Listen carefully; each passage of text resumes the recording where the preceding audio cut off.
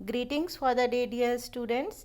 Today I will start a new topic, that is carbohydrates, and today I'll give you the introduction of carbohydrates.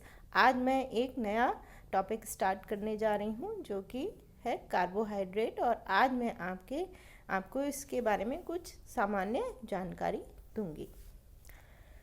आपके जो syllabus में है वो है carbohydrates का वर्गीकरण तथा नामकरण, classification and nomenclature, monosaccharide, osazone निर्माण की क्रियाविधि, mechanism of osazone formation, glucose तथा फ्रक्टोज का अंतर परिवर्तन, interconversion of glucose and fructose, aldose की श्रृंखला का बढ़ाना व घटाना, chain lengthening and shortening of aldose chain, monosaccharides का अभिविन्यास, configuration of monosaccharides, erythro and threo विवरिम समावयवी या erythro and threo isomers, glucose का मैनोज में परिवर्तन, मोनोसैकेराइड्स की रिंग का डिटर्मिनेशन, डी प्लस ग्लूकोज की रिंग स्ट्रक्चर, परिवर्तित घूर्णन या म्यूटा रोटेशन की मैकेनिज्म, ग्लाइकोजाइड ईथर एवं एस्टरों का निर्माण, राइबोज और डीऑक्सीराइबोज की स्ट्रक्चर,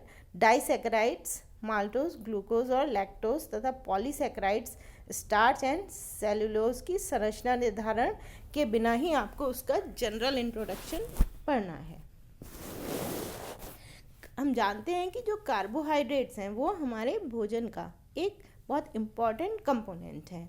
पाचन क्रिया के दौरान, डाइजेशन के दौरान इनका जल अपघटन या हाइड्रोलिसिस होता है और हमको ग्लूकोज और फ्रक्टोज के रूप में ये ब्लड के द्वारा हमारी सेल्स में पहुंचते हैं, जहाँ पर इनका ऑक्सीडेशन होता है।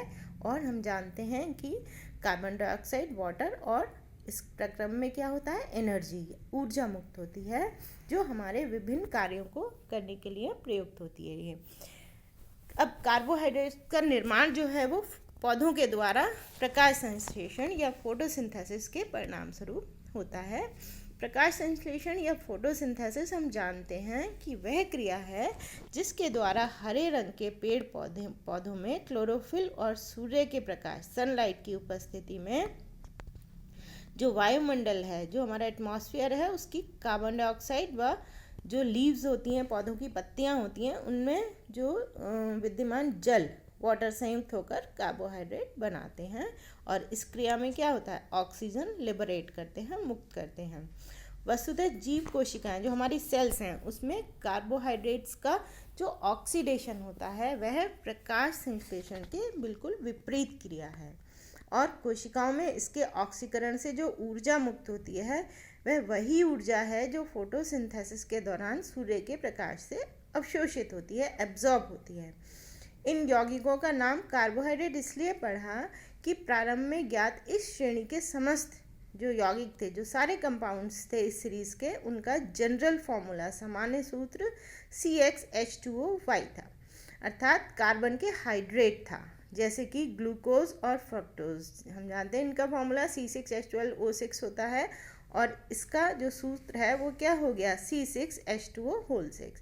व सुक्रोज का C12H22O11 का सूत्र C12H2O11 लिखा जा सकता है, किंतु बाद में ऐसे भी कार्बोहाइड्रेट ज्ञात हुए जिनका कि सामान्य सूत्र CxH2OY के अनुरूप नहीं था। उदाहरण के लिए 2-डीऑक्सीराइबोज का सूत्र C5H10O4 है।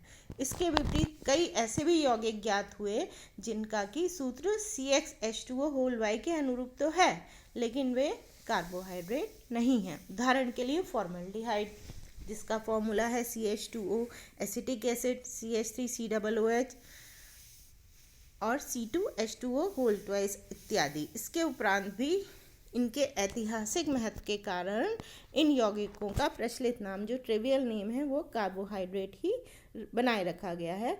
और वर्तमान में इनको हम इस तरीके से परिभाषित या डिफाइन कर सकते हैं। समस्त कार्बोहाइड्रेट या तो स्वयं पॉलीहाइड्रोक्सी कार्बोनिल कंपाउंड, जो कि एल्डिहाइड या कीटोन होते हैं, अथवा ये जल अपघटन करने पर पॉलीहाइड्रोक्सी कार्बोनिल यौगिक का निर्माण करते हैं, अर्थात either The carbohydrates are either themselves are polyhydroxy carbonyl compounds or they yield these compounds upon hydrolysis. उदाहरण के लिए ग्लूकोज एक पॉलीहाइड्रोक्सी एल्डिहाइड है और फ्रक्टोज जो है वो पॉलीहाइड्रोक्सी कीटोन है। सुक्रोज का जल अपघटन करने पर ग्लूकोज और फ्रक्टोज का मिश्रण प्राप्त होता है, जबकि स्टार्च के पूर्ण जल अपघटन करने पर केवल ग्लूकोज प्राप्त होता है। अब हम देखेंगे classification and nomenclature of carbohydrates. Carbohydrates का नामकरण और वर्गीकरण। कार्बोहाइड्रेट्स को उनके स्वाद के अनुसार हम मुख्य रूप से दो वर्गों में बांट सकते हैं। We can divide them in two groups, शर्करा या शुगर्स एंड अशर्करा या बहुशर्करा, जिनको कि हम नॉन शुगर्स या पॉलीसैकेराइड्स कहते हैं। सबसे पहले हम देखेंगे कि व्हाट आर शुगर्स या शर्करा क्या होते हैं। ये सफ़ेद क्रिस्टलाइन, पानी में घुलनशील और स्वाद में मीठे होते हैं। These are white crystalline compound which are soluble in water and sweet in taste. इनको मुख्य रूप से हम दो ग्रुप्स में डिवाइड कर सकते हैं, मोनोसेकेराइड्स और ओलिगोसेकेराइड्स। मोनोसेकेराइड्स को हम सबसे सरल शर्करा भी कह सकते हैं। These are the simplest sugars. इनका जल अपघटन नहीं हो सकता। These can not be further hydrolysed. ये खुद ही पॉलीहाइड्रोक्सिल कार्बोनिल कंपाउंड्स होते हैं। They themselves are polyhydroxy carbonyl compounds. सभी सिंपल कार्बोहाइड्रेट्स के नाम के अंत में ओज आता है। यदि मोनोसेकेराइड में एल्डिहाइड समूह उपस्थित है तो हम इसको बोलेंगे एल्डोज। एल्डिहाइड समूह के लिए हम क्या वर्ड यूज करेंगे? एल्ड, और अंत में उसमें हम ओज लगा देंगे। यदि कीटोनिक समूह है तो हम उसको बोलेंगे कीटोज। अब मॉलिक्यूल में कार्बन परमाणु कितने हैं, इसको हम एक ग्रीक प्रीफिक्स से प्रदर्शित करते हैं। उदाहरण के लिए 6 कार्बन परमाणु वाले एल्डोज को हम बोलेंगे एल्डोहेक्सोज तथा 5 कार्बन परमाणु वाले कीटोज को हम कीटोपेंटोज कहेंगे। तो इस तरीके से हम इनका साथ साथ नॉमेनक्लेचर भी कर लेते हैं। किस तरीके से कि देख लेते हैं कि उसमें एल्डिहाइडिक समूह है या कीटोनिक समूह और उसमें कार्बन एटम्स की संख्या कितनी है। अब सेकंड है ओलिगोसेकेराइड्स।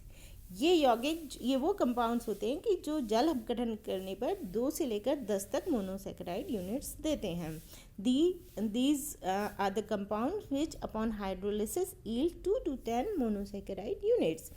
ग्रीक भाषा में ओलिगोस का अर्थ है फ्यू, अर्थात इन यौगिकों में मोनोसेकेराइड इकाइयों की संख्या निश्चित होती है। They have fix number of monosaccharide units. उस निश्चित संख्या के आधार पर हम इन यौगिकों का वर्गीकरण कई समूहों में कर सकते हैं। जैसे कि अगर इसमें 2 मोनोसेकेराइड इकाइयाँ हैं तो इसको हम डाइसेकेराइड बोलेंगे। उदाहरण के लिए सुक्रोज, जो कि ग्लूकोज और फ्रक्टोज से मिलकर बना हुआ डाइसेकेराइड है। और सेकेंड एग्जाम्पल में हम देख सकते हैं लैक्टोज, जो है वो ग्लूकोज और गैलेक्टोज का डाइसेकेराइड है। इसी प्रकार से 3 सेकेराइड इकाइयों वाले यौगिकों को ट्राइसेकेराइड कहते हैं। उदाहरण के लिए रैफिनोज, ये ग्लूकोज, फ्रक्टोज और गैलेक्टोज का एक ट्राइसेकेराइड है। इसी प्रकार से टेट्रा, पेंटासेकेराइड आदि नामकरण हम कर सकते हैं। अब आते हैं हम अशर्करा या बहुशर्करा या पॉलीसेकेराइड, नॉन शुगर्स और पॉलीसेकेराइड्स।